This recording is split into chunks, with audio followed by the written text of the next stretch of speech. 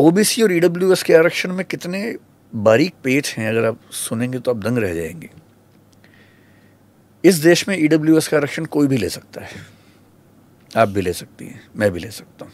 OBC में क्या पेच है कि ओबीसी में एक क्रीमी लेयर का कंसेप्ट है, इंदिरा साहनी के 1980 में जजमेंट आया था, उसमें इंट्रोड्यूस हुआ था। अब नियम ये है कि अगर आप ओबीसी से हैं पर क्रीमी लेयर में, तो you will be treated as general. इससे बचना होता है। मैं ऐसे कुछ लोग होता है। हाँ, सही बात है। देखिए इतना डिफरेंस है। If you are in general category you have to be in first 75 ranks to be IAS. If you are in OBC, you can become IAS on 400 rank almost. So there is a huge difference. इसलिए अगर किसी के पास scope होता है तो वो कोशिश करता है कि मैं बन ही जाऊं। मैं पिछले 25 साल में केवल एक ऐसे दोस्त को जानता हूं जो ओबीसी में था पर उसने ओबीसी आरक्षण लेने से मना कर दिया। ये कहेगा कि मुझे बचपन ठीक मिला, पढ़ाई ठीक मिली, why should I take reservation. ऐसे भी लोग हैं। जैसे एक रूल ये है कि अगर आपके फादर या मदर क्लास 1 जॉब में हैं तो आप ओबीसी नहीं हो सकते, you get into creamy layer. आपके दोनों पेरेंट्स ग्रुप बी में हैं तो भी नहीं हो सकते हैं, लेकिन ग्रुप सी ग्रुप डी में हैं, इनकम चाहे 8 लाख से ज़्यादा हो तो भी आप ओबीसी में रहते हैं। अब सरकारी नौकरी वालों ने मेरे ख्याल से एक खेल खेला होगा कि भाई उनकी इनकम ज़्यादा है, उनके बच्चे ओबीसी में क्यों ना आए। तो एक नियम बनाया गया कि जो बी और सी कैटेगरीज में है, सी और डी में, उनके बच्चों को हम ओबीसी में रखेंगे चाहे इनकम ज़्यादा हो जाए। 8 लाख की लिमिट अभी है वैसे। फिर एक और खेल खेला गया, agricultural income will not be counted to see whether this person comes in creamy layer और नॉट। बहुत सारे सिविल सर्वेंट्स जो करप्शन का रास्ता चुनते हैं वो एग्रीकल्चरल इनकम शो करते हैं बड़े पैमाने पर। बिल्कुल। अब देखिए पेज क्या है, ओबीसी में जो कैंडिडेट है उसकी अपनी इनकम काउंट नहीं होती है, केवल पेरेंट्स इनकम काउंट होती है। ईडब्ल्यूएस में सबकी इनकम काउंट होती है 39 में। एक एग्जांपल लेते हैं, मान लीजिए कि मेरे फादर आईएएस ऑफिसर हैं और रिटायर होने वाले 2 साल बाद। मैं ओबीसी में आता हूँ लेकिन मुझे मिलेगा नहीं आरक्षण क्योंकि मेरे फादर क्लास 1 जॉब में है। उन्होंने खूब पैसा कमा लिया है, इतना पैसा उनके पास है कि मैं उस इनकम से अपना काम चला सकता हूँ जिंदगी भर। बहुत सारी बिल्डिंग्स खरीद ली हैं, उनका रेंट आता है कई लाख रुपए, मान लीजिए महीने का 50 लाख रेंट आता है, एग्रीकल्चर से नहीं, बिल्डिंग से। अब मुझे आईएएस बनना है और मुझे ओबीसी का आरक्षण चाहिए। जब आप रेंट कहते हैं उसका मतलब है कि वो दिख रहा है, मतलब उस पे आप टैक्स भी दे रहे हैं, वो हाँ, सब एकदम विजिबल है, उतना ही मैं कह उसको रहा हूँ। आप फ्रॉड नहीं कर सकते। नहीं, जो आईटीआर में है मैं उसी की बात कर रहा हूँ। हाँ, ओके, है ना, होगा तो 10 टाइम ज्यादा। हाँ, जो आईटीआर में मैं उसकी बात कर रहा हूँ। उसमें भी आप नहीं कर सकते, नहीं कर सकते, मैं उसी की बात कर रहा हूँ। अब मान लीजिए मुझे आईएएस बनना है और मैं अपने फादर से कहूँगी पापा आईएएस बनना है, जनरल से नहीं बन पाऊंगा, ओबीसी से बनना है, तो आप सपोर्ट करो। बोलेंगे कैसे? मैं कहूँगा रिजाइन कर दो आप। रिजाइन कर दिया उन्होंने। 2 साल की सर्विस बची हुई थी, पैसा अकूत कमा चुके हैं, अब 2 साल की सर्विस है, रिजाइन कर दिया। जैसे रिजाइन किया अब मुझ पर ये सीमा लागू नहीं होती कि मेरे फादर ग्रुप 1 जॉब में है। लेकिन अब क्या लागू होता है? आईटीआर, कि मेरे फादर के पास पैसे बहुत ज्यादा हैं, क्योंकि वो नौकरी में नहीं है। अगर उनके पास 8 लाख से ऊपर की इनकम है तो मैं ओबीसी में नहीं आ सकता। तो वो क्या कर सकते हैं, मेरे फादर और मेरी मदर अपनी सारी प्रॉपर्टीज मेरे नाम कर देंगे, गिफ्ट डीड कर देंगे। अब उन दोनों की इनकम रह गई 6 लाख रुपए साल की, मेरी होगी 60 लाख महीने की। पर ओबीसी होने के लिए मेरी इनकम क्राइटेरिया नहीं है, सिर्फ पेरेंट्स इनकम, सिर्फ पेरेंट्स की, फैमिली नहीं, सिर्फ पेरेंट्स, मेरी नहीं।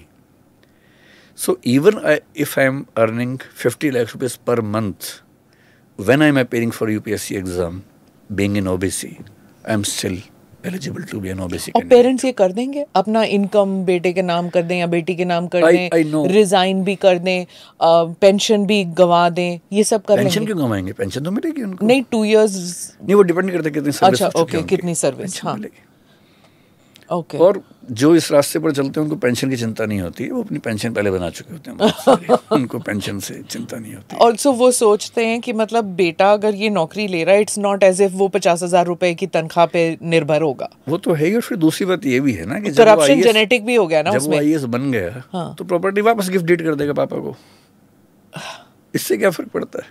और इस पे देयर इज नो स्क्रूटिनी कि ये ऐसे किया कैसे फिर करेंगे उससे ट्रांसफर। और मैं जितने और गिफ्ट डीड आप बार बार चेंज कर सकते हैं। हाँ कर सकते हैं। Gift deed is as good as sale deed. Okay कितनी बार भी कर लीजिए। सवाल ये है, ऐसा बहुत मतलब कम हर केसेस हैं, loopholes जो ऐसे है बहुत कम केसेस हैं, but I really know such cases. या कम cases is not the point is it is legally possible. हाँ जब ये पॉडकास्ट खत्म होगा मैं आपको नाम बता दूंगा कुछ लोगों के जिन्होंने किया है। Yes they do it. हाँ अब EWS पे देखिए। पर अब गवर्नमेंट क्या करे? मतलब आपने with a good intention, I am presuming with a good intention, आपने रिजर्वेशन किया कि हाँ पॉजिटिव एक्शन होना चाहिए, डिस्क्रिमिनेशन हटना चाहिए, जो जनरेशन से जो डिप्रेस्ड कम्युनिटीज़ हैं उनको आप उठाना चाहते हैं, तो रिजर्वेशन के पीछे कोई पॉजिटिव थॉट था। यस लेकिन ये घुमा फिरा के मतलब मुझे इस पे डाउट है कि सरकार के इंटेंशंस हमेशा अच्छी ही रही होंगी। कभी तो अच्छी थी। आजकल ये भी कहना मुश्किल है, कई बार पॉलिटिकल कंपल्शंस में हम आरक्षण देते हैं। जैसे आजकल ये बड़ा खेल है कि एक समुदाय के लोगों ने धरना दिया, प्रदर्शन दिया, ट्रेन्स रोकी, हमने उनको OBC डिक्लेयर कर दिया। हाँ वो भी है। ये तो गलत बात है ना भाई। आप सोशल जस्टिस केवल पॉलिटिकल प्रेशर में कैसे किसी कास्ट को, ये मराठास, जाट्स एंड ऑल जो लैंड ओनिंग कोई भी कम्युनिटी है, अगर वो उन पैरामीटर्स पर नहीं आती कि उनको आरक्षण मिले तो क्यों मिलना चाहिए? और डेमोक्रेसी में कई बार ये दिक्कतें आती हैं कि पॉलिटिकल प्रेशर, पब्लिक प्रेशर ऐसी स्कीम्स बनवाता है। ये तो OBC है। EWS में तो खेल और अलग तरह से चलता है। उसमें नियम ये है कि पूरी फैमिली की इनकम काउंट होती है, लेकिन सिर्फ पिछले 1 साल ही काउंट होती है। EWS में तो रिजाइन करने की जरूरत भी नहीं होती है। हाँ। EWS में तो और आसान है। उसमें सिंपल सी बात है कि आपकी एग्रीकल्चर लैंड 5 एकड़ से ज़्यादा ना हो, घर 1000 फीट फ्लैट अगर है तो 1000 फीट से ज़्यादा बड़ा ना हो, अगर प्लॉट है नोटिफाइड में तो 100 गज, अननोटिफाइड में है तो 200 गज से ऊपर ना हो, प्लस 8 लाख से ऊपर फैमिली इनकम ना हो। Family means my parents, my siblings up to 18 years of age and my spouse and my children up to 18 years of age. ये पूरा मिला के फैमिली है। अब मैं कई केसेस जानता हूँ इस तरह के, अगर किसी के पेरेंट्स खेती करते हैं फिर तो कोई दिक्कत है ही नहीं।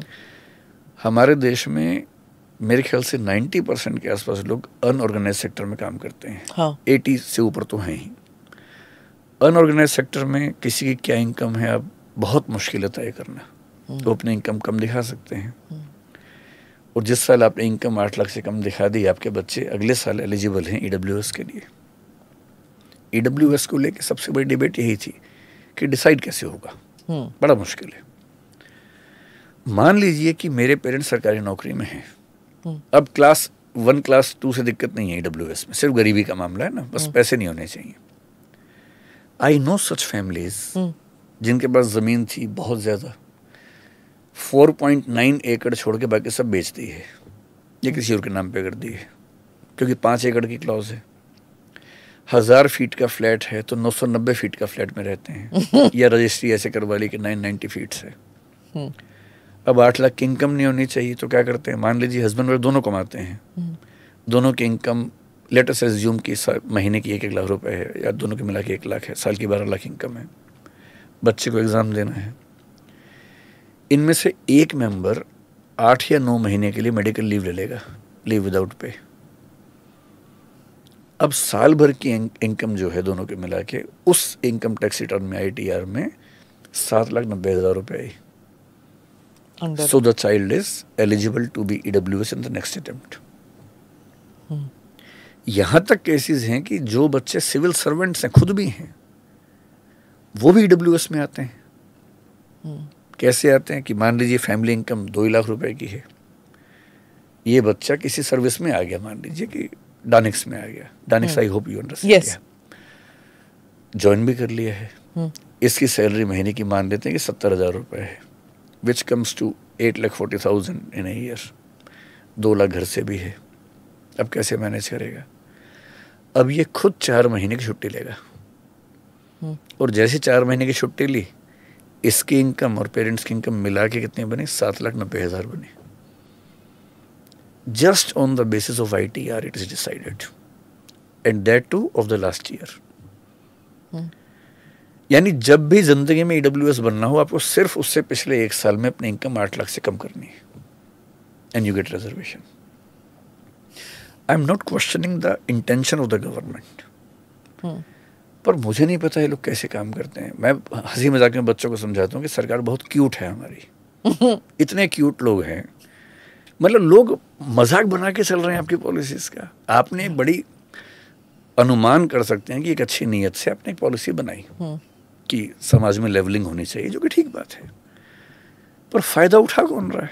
And I am sorry to say, in my opinion, जितने लोगों को आरक्षण का फायदा मिल रहा है सिविल सर्विसेज में, मुझे नहीं लगता कि 10-20% से ज़्यादा सच में ऐसी कंडीशन से आ रहे हैं जो बहुत डिजर्विंग हैं, वो ठीक कंडीशंस में हैं। और जब आप ये परसेंटेज कहते हैं, क्योंकि आप एजुकेटर हैं, आप इतने just telling on the basis of my experience, या that's what I was saying, आप ये कह सकते हैं, but no study has been done on the people who are twisting the system, है ना, टू बेनिफिट। और इसमें कुछ इंस्टीट्यूट्स के जो एडवाइजर्स होंगे वो भी बताते होंगे कि ये लूप होल्स है। जैसे जब बच्चा बाहर पढ़ने जाना चाहता है, who is travelling abroad, he wants to travel, study abroad, तो उसमें भी होते हैं कि हाँ, आप इस कॉलेज में आप अपने इंटेंशन में ये लिखिए, हाँ।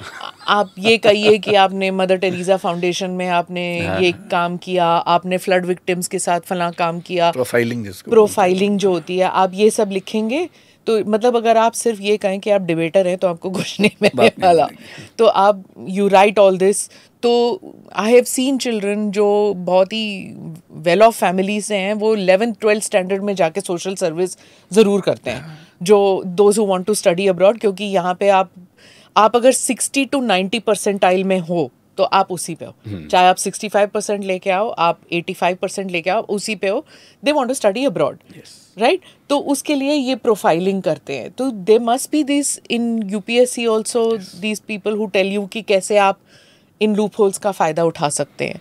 ये किसी इंस्टीट्यूशन को बताने की ज़रूरत नहीं पड़ती है, बच्चों के आपस में ग्रुप्स बने हुए हैं, उन सबको आपस में आइडिया हो जाता है। जो सीनियर्स है वो जूनियर्स को बता देते हैं। कम्युनिटीज के ग्रुप्स बने होते हैं आपस में। हाँ। एक कास्ट ग्रुप है, उसमें एक एजेंसी, एक संस्था है जो अपने समुदाय के बच्चों को बता रही है कि ऐसे ऐसे करना है। तो ये चीज़ें जैसे सेक्स एजुकेशन कोई देता नहीं फॉर्मली, लोगों को मिल जाती है, तो ठीक वैसे ही ये सब चीज़ें पता लग जाती हैं। मेरे ज़माने में I still remember, I was seeing one of your interviews, तो आपने कहा था कि वो आप MA के एग्ज़ाम में हिंदू कॉलेज में एनरोल हुए थे। तो I also applied for MA, waiting for my results for journalism to come out. तो उस टाइम मेरे साथ भी वही हुआ जो आपके साथ हुआ, कि सब बच्चे ले रहे थे UPSC एग्ज़ाम, सब लोग ले रहे हैं, और हर कम्युनिटी के उस टाइम व्हाट्सएप तो था नहीं। हाँ, हॉस्टल्स, बल्कि हिंदू कॉलेज जैसे बहुत अच्छा कॉलेज है, लेकिन वहाँ भी कुछ स्कॉलरशिप्स मिलती हैं जो कास्ट के बेस पे और वो बुक्स एक्सचेंज कम्युनिटी वाइज होते थे। कम्युनिटी वाइज भी होता था। मतलब बिहारियों का एक अलग ग्रुप था, UP वालों का एक अलग ग्रुप था, हरियाणा का एक ग्रुप था, एंड वो लोग सब किताबें एक्सचेंज कर रहे थे। And I was like, where will I go? ये तो इनफॉर्मल स्ट्रक्चर्स हैं। तो ये फॉर्मली भी बहुत सारे कॉलेजेस में कुछ स्कॉलरशिप्स होती थी, जैसे ये स्कॉलरशिप राजपूत बच्चे को मिलेगी, ये स्कॉलरशिप ब्राह्मण बच्चे को मिलेगी, क्योंकि देने वाला उसकी कंडीशन है कि हमारी कम्युनिटी में मिलनी चाहिए। हाँ। तो ये उस समय देखता था। दैट्स ऑल इलीगल, मतलब ऐसे कम्युनिटी के हिसाब से इलीगल शायद इसलिए नहीं है कि वो प्राइवेट फेलोशिप है, and private fellowship may be they can provide to someone from their community. I don't think this is illegal. हाँ, सरकार करे तो इलीगल है। मतलब जैसे अमेरिकन कैंपसेस में भी होते हैं कि जो those who give the thing, they उनके स्ट्रिक्ट प्रोसीजर्स होते हैं कि ये प्रोफाइलिंग होनी चाहिए, that the person is from depressed, is coloured background, या इमिग्रेंट फैमिली, या मतलब parents have very low income. और आज तो पेपर में भी आया है, but they don't have reservation system पर से, वो प्रेफरेंस के हिसाब से रिजर्वेशन वहाँ पर ऐसा नहीं है। पर अब वो ओवरटर्न हो गया है, वहाँ पे भी बहुत डिस्प्यूट्स है वहाँ, but in general American system is not ready for quota system. They give the weightage points, they give preferences. यहाँ तक कि जो प्राइवेट कंपनीज हैं, अगर उनके यहाँ एक खास परसेंटेज में ब्लैक लोग काम करते हैं सभी लेवल्स पे, so they get benefit from the government. पर अब ये पुशबैक भी हो रहा है ना सर कि एशियन स्टूडेंट्स नहीं चाहिए। हाँ, ये तो क्योंकि हमारे स्टूडेंट्स इतने अच्छे कर रहे हैं वहाँ पे। वहाँ तो कुछ स्टडीज़ ये कहती हैं कि जो एशियंस हैं उनका IQ लेवल वहाँ के लोगों से बहुत बेहतर है। हालांकि इन स्टडीज़ में एक लूप होल ये है कि जो एशियंस को वो स्टडी कर रहे हैं वो यहाँ के बेस्ट गए हुए हैं जी, और वहाँ की पॉपुलेशन नॉर्मल है तो उस प्रोपोर्शन में Asians, specially Indians of America, उनका IQ लेवल सबसे अच्छा निकलता है वहाँ पर। और हमारे यहाँ जो कम्पिटिटिव स्पिरिट है कि हमने सबको हराना है, ये भी है। हाँ, यू नो, इट्स नॉट वो जो जीनियल, जो जैसे ग्रुप में जब काम करते हैं जो इंडियन सिस्टम में है, हमने सबसे अच्छा करना है, राइट? अगर हमारे ग्रुप में जो भी है, we don't see that team effort, मतलब टीम में भी कंपटीशन है। जो अमेरिका में आई हैव सीन दैट वो नहीं होता, मतलब यू नो इट्स लाइक हाँ चलो टीम में कर रहे हैं, यू कैरी द एक अमीर समाज की वैल्यूज अलग होती हैं, एक स्ट्रगलिंग मिडिल क्लास की वैल्यूज अलग होती हैं।